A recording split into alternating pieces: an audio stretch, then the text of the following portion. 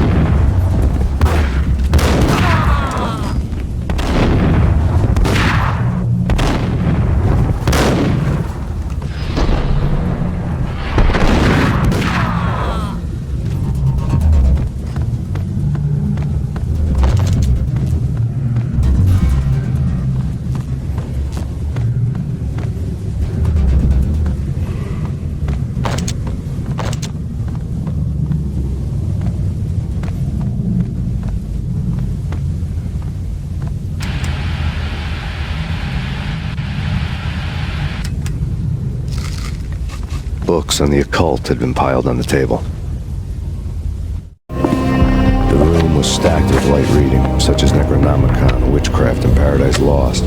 Old exotic titles like Malleus Maleficarum and Deum Brerum Reini Novum Portus. Books with pentagrams on their covers, all dealing with the occult and the infernal, lying between stacks of horror videos and a couple of Ouija boards. The only thing I could take seriously was the thought of Lupino taking it seriously. He had been spending a lot of time getting intimate with the guy downstairs.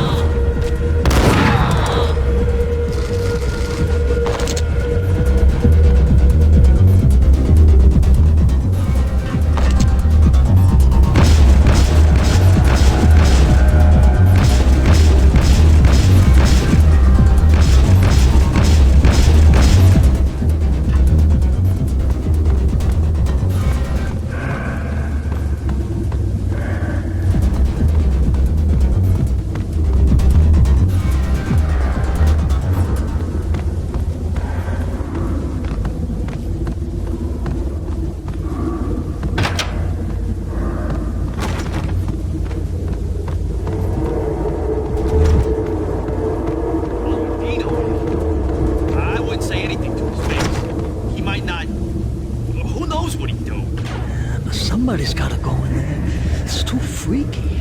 All the screaming. It's been 3 days now. Look at me. Hell no, I ain't got no death wish. I'm just saying it gives me the creeps, especially now. It's gone all quiet in there.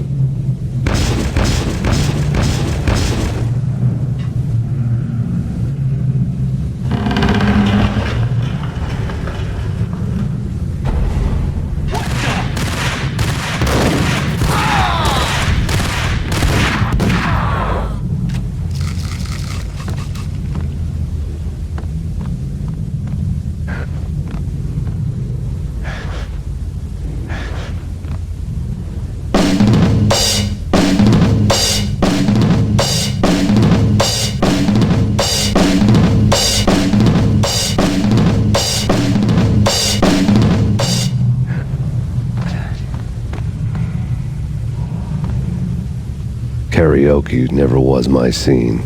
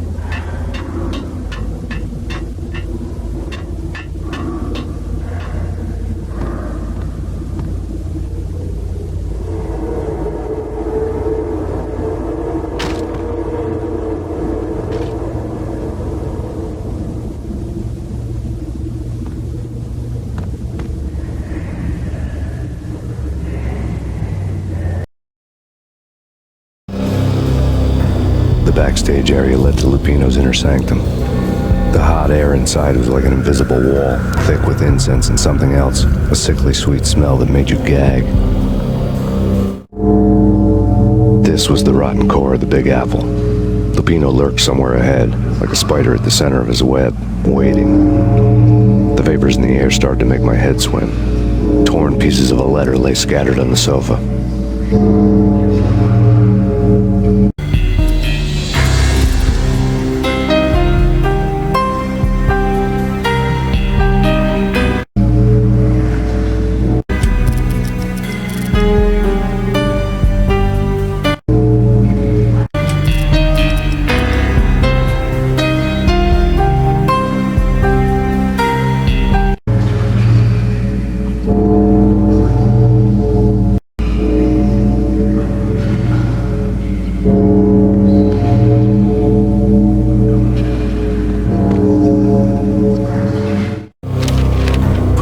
Threatened Lupino in writing. The note had been torn to pieces, bloody fingerprints all over it. Don't want you to think that one of my boys is not playing with a full deck. Shape up, Jack. We are running a business here. I'd hate to send the trio to strong-arm you. The trio were the Don's notorious henchmen. It was obvious that Lupino hadn't been intimidated by the threat.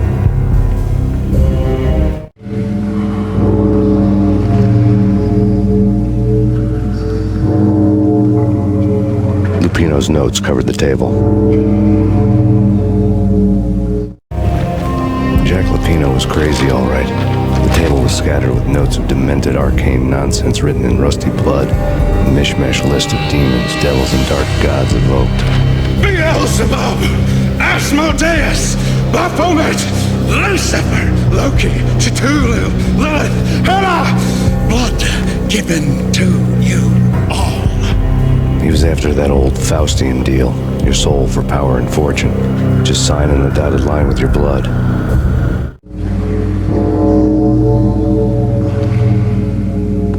Lupino's notebook lay on the pedestal. Jack Lupino was crazy, all right. Mythic wolves, let loose to devour the sun and the moon. Lupino is the wolf. I'm Mr. Beast, the big bad Fenris wolf. I'm the end of the world man, wearing the flesh of fallen angels. After Y2K, the end of the world had become a cliche. But who was I to talk? A brooding underdog avenger alone against an empire of evil, out to right a grave injustice. Everything was subjective. There were only personal apocalypses. Nothing is a cliche when it's happening to you.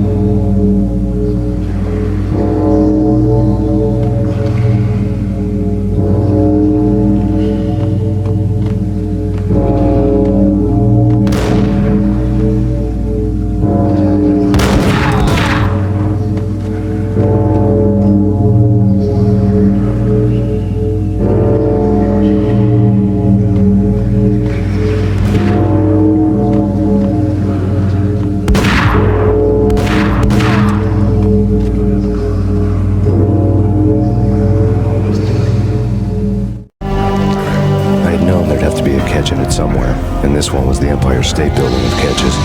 Lupino was pumped up and dying to go 15 rounds with a mutant alligator. And then he started this spooky monkey talk, straight from a bad dream. Mine. I have tasted the flesh of fallen angels. I've tasted the devil's green blood. It runs in my veins. I've seen beyond a world of skin, the architecture of blood and bow and arrow. Death is coming! She is coming, and hell follows with her. This is the twilight winter. I am ready to be her son. Her time is now, and all who stand in her way must die!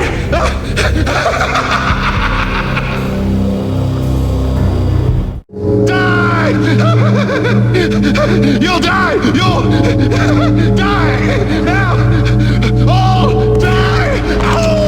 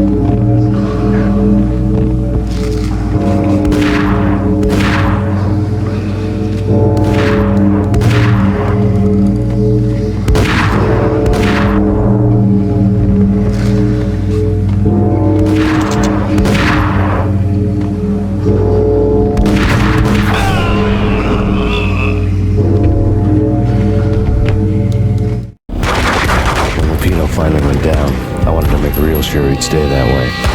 He was a bad monster. Turned them into friggin' zombie demons from outer space. I think he's dead already. Huh? And that's when it happened. But dead or not, you've got the wrong guy. In stepped this knockout femme fatale holding a gun to my face. I returned the favor. Lisa Punchinello was the Don's wife. Mona Sachs, Lisa's evil twin. Your safety's off, evil twin. You might hurt someone with that gun of yours. Lisa's the damsel in distress. I'm the professional. I'd blow you away without batting an eye. Sure, and you can check out my credentials splattered all over this joint. Jack couldn't have framed you, not the state he was in. We're after the same slime bag. Angelo Quincinello's the one who murdered your friend and framed you with it. You know this for a fact. I've got my sources. I don't have a clue these days. I just shoot them as they come. Who put a contract on the Archfiend? This one's mine. I hate the guts of that sadistic wife-beater. Why not pool our bullets for this one? I thought you'd never ask. My finger was starting to twitch. How do you like your whiskey? I'm easy, as long as you don't try to slip me a Mickey. You're a real angel, Max. It was good stuff. Tasted sweet as honey going down. Nothing personal. Can't risk you going berserk and getting Lisa killed.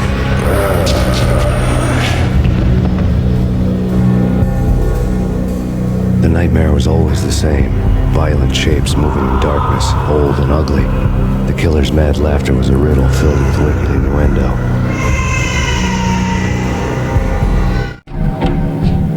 Somewhere, the baby was crying.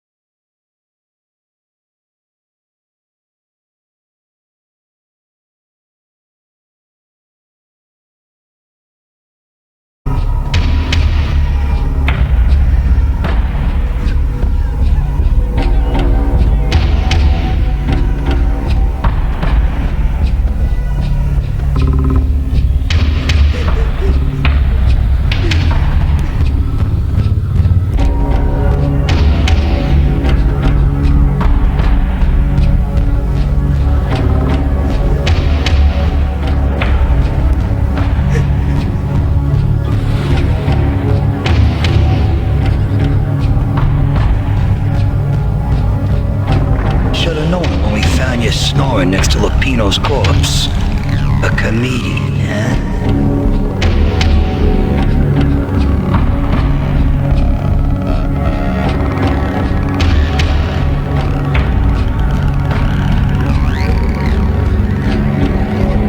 The pictures were filled with good old times.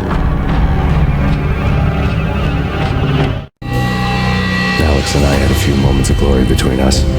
Crime-fighting comrades, the best in NYPD DEA collaborative team. Good-hearted macho bullshit like that. I would have given anything to have him here as my backup. No such luck. No luck at all.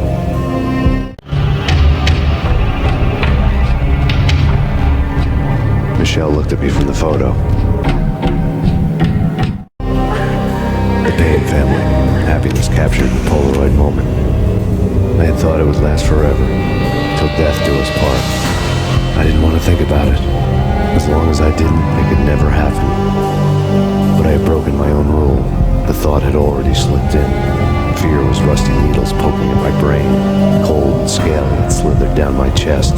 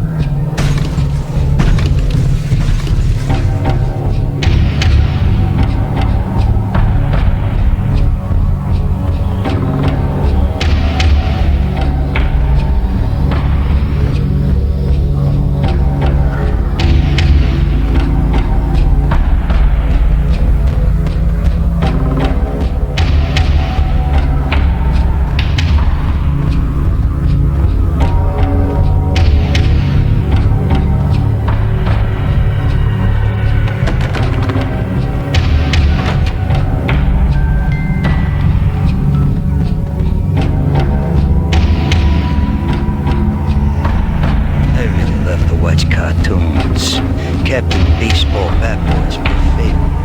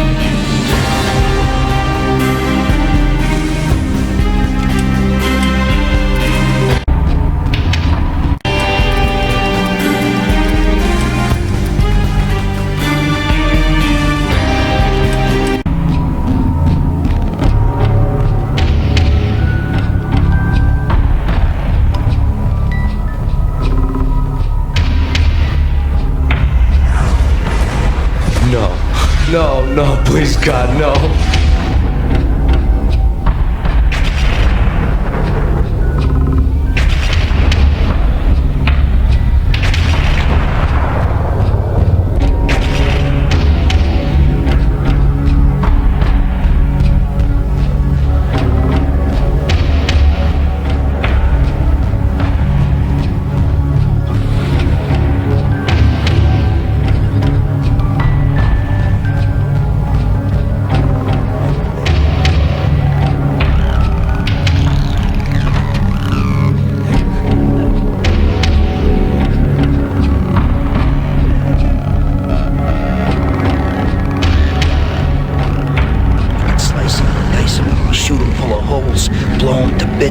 Vaporize them, disintegrate them. No matter what you do, they'll still be back. Good as new.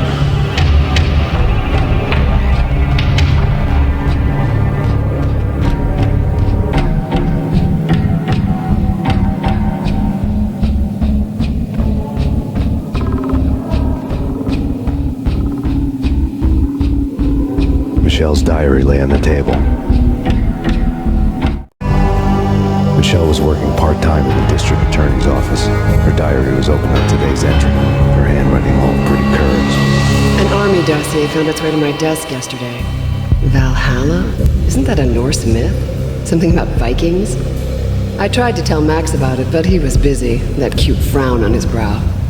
Guess it's nothing, just a mix-up at the courier service. From now on, I would always find time for her. It was a hollow promise. Too little, too late.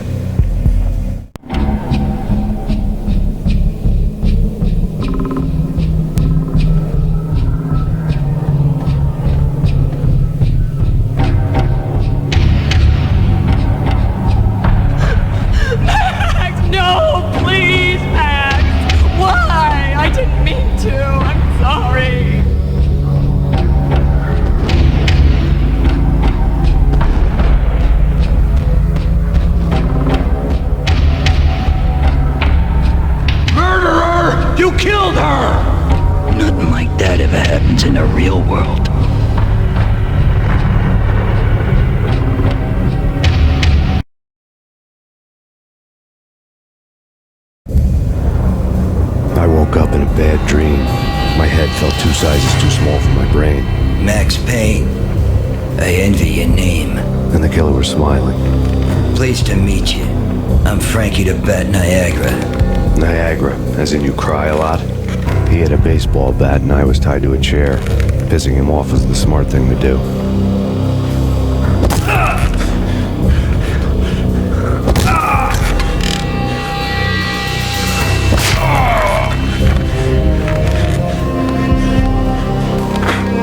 Nothing wrong with a little laugh now and then. Take me, for example.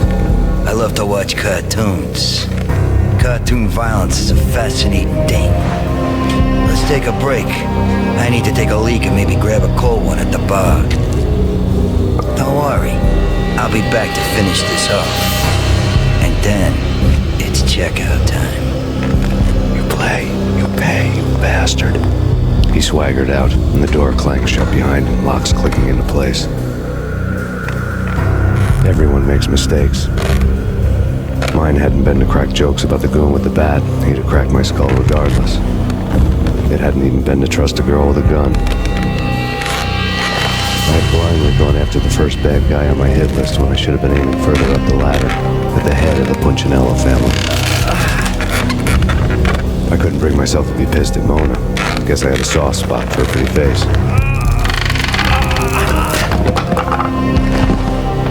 But when somebody decides to play baseball with your head, you tend to get sore. They had dragged me back to the basement of Lupino's hotel. I was beaten, bruised, and blue. I felt like the chair I had broken to get free.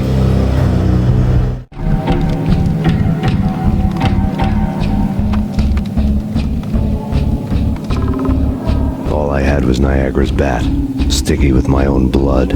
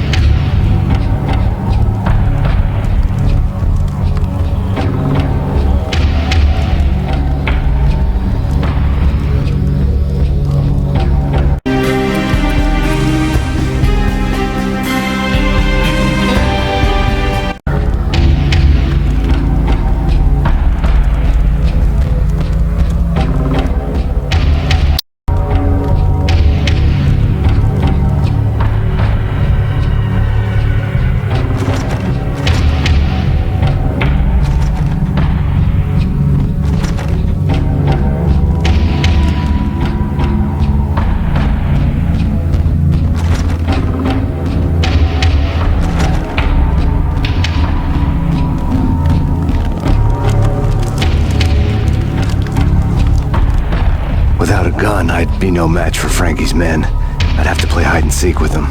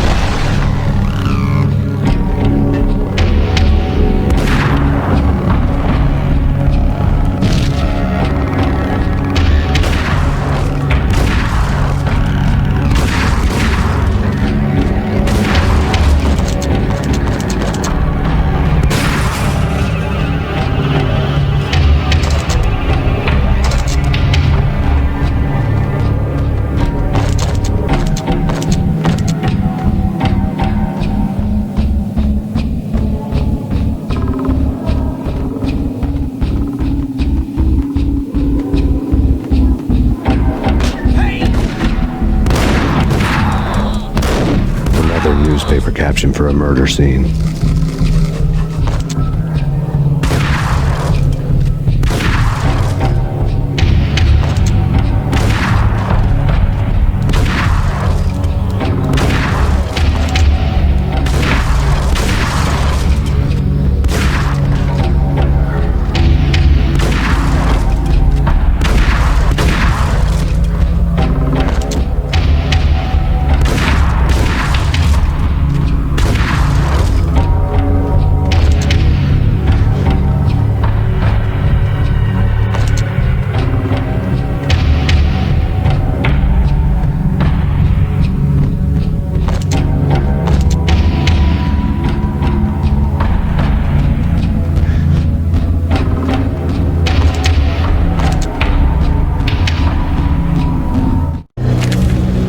Left his calling card, a Captain Baseball bat boy strip next to a sewer passage filled with bodies.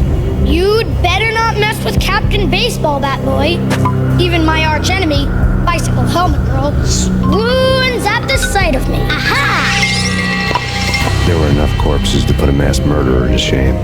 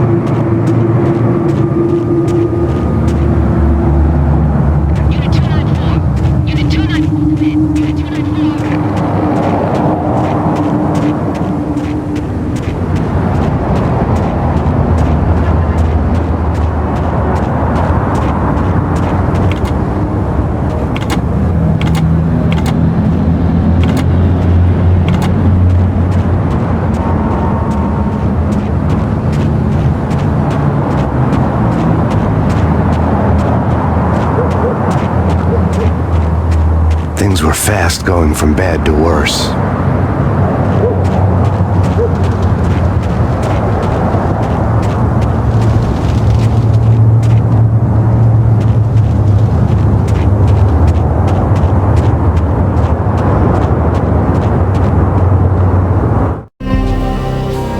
men in blue had come and gone. They had decorated the place with chalk outlines and tied it together with yellow tape. The cops who had stayed behind were dead. Frankie, his boys, and I had the place all for ourselves.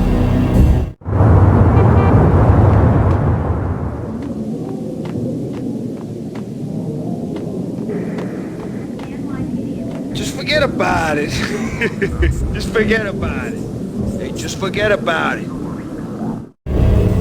That crazy witch, you should have heard her. She was a real scream when the boys caught her trying to cap the Don.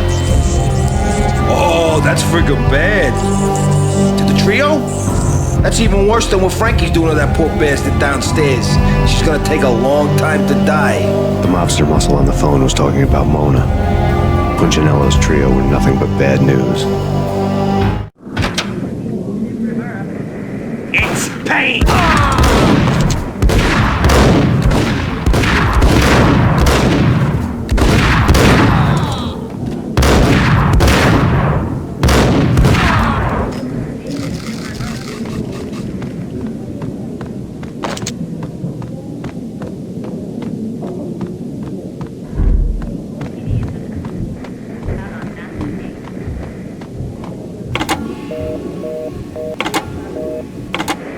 More evidence that Punchinello didn't like me much. The fact remains that all the victims so far identified in the Ragnarok shooting have been known criminals, many of whom had large doses of V in their blood. Reliable sources say that Max Payne was also among those killed, although no body has been recovered at this time. Reliable sources. That meant somebody thought the Mafia had me, didn't want the cops snooping around anymore. The body would be delivered to them barely recognizable. Case closed. Don Punchinello had the power to be that reliable source, which was no news, but his news was old news. Framing me hadn't been enough.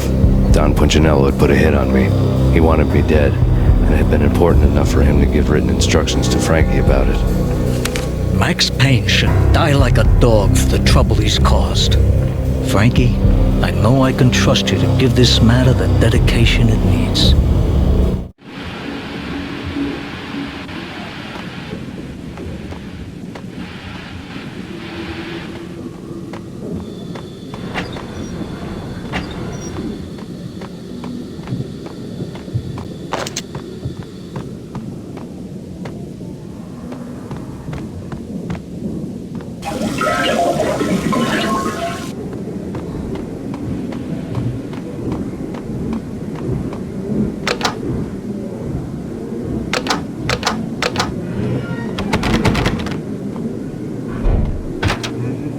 What the hell?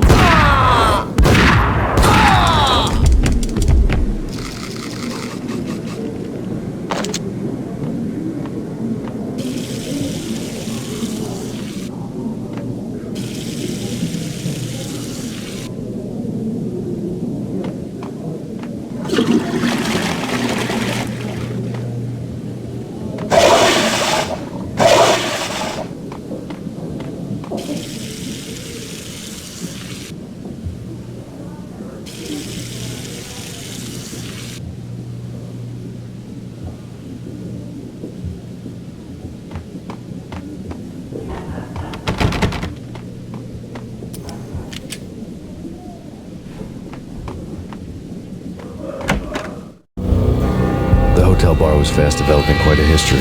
True to his words, Frankie was there, having a beer. Jesus Christ. How the hell did you get loose? Got bored waiting. Thought, what the hell, we could just as well finish this here.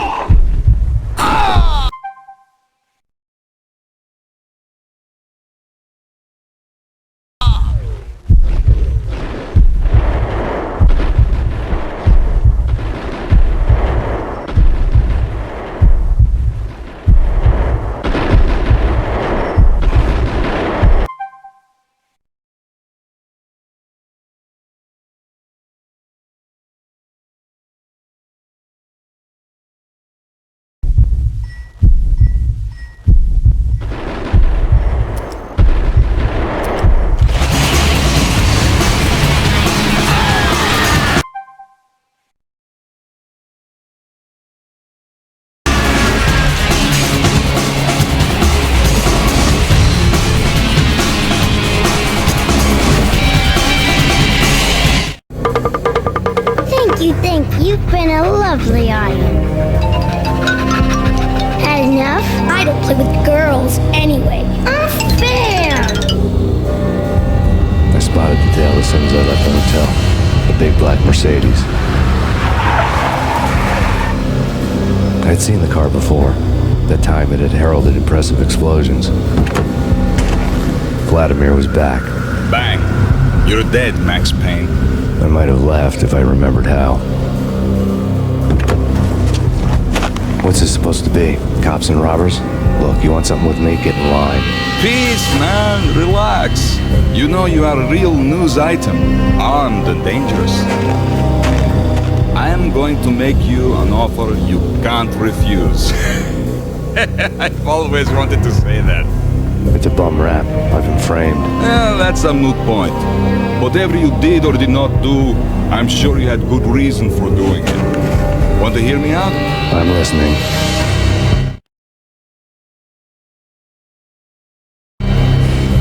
Punchinello messing with V is bad for business all around. But that's not all. There is this guy, Boris Dime, used to pull jobs for me. He's the captain of the cargo ship Charon. Now the bastard turncoat has gone over to the other side, Punchinello's. The ship's loaded with high-res hardware, guns, my business. If Punchinello gets hold of that cargo, he's won and I have lost. And you'll have your work cut out for you. If you want to get to Punchinello, you will need heavy-duty persuaders. I am just the man to get them for you. Change the ship back under my flag, maybe pop 2 in the traitor Dime's head while you're at it. You'll get enough guns to start the apocalypse. You in or out? Let's get this show on the road. Vladimir was one of those old-time bad guys with honor and morals, which made him almost one of the good guys. None of us was a saint.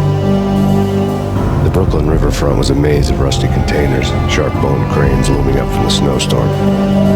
On a night like this, you couldn't help but think of the dark army of dead men sleeping with the fishes, cement shoes in line. No Minotaur lurked in this labyrinth, but somewhere out there, on the clanking deck of his cargo freighter, the skipper of the Chiron was waiting, like the ferryman of the river Styx.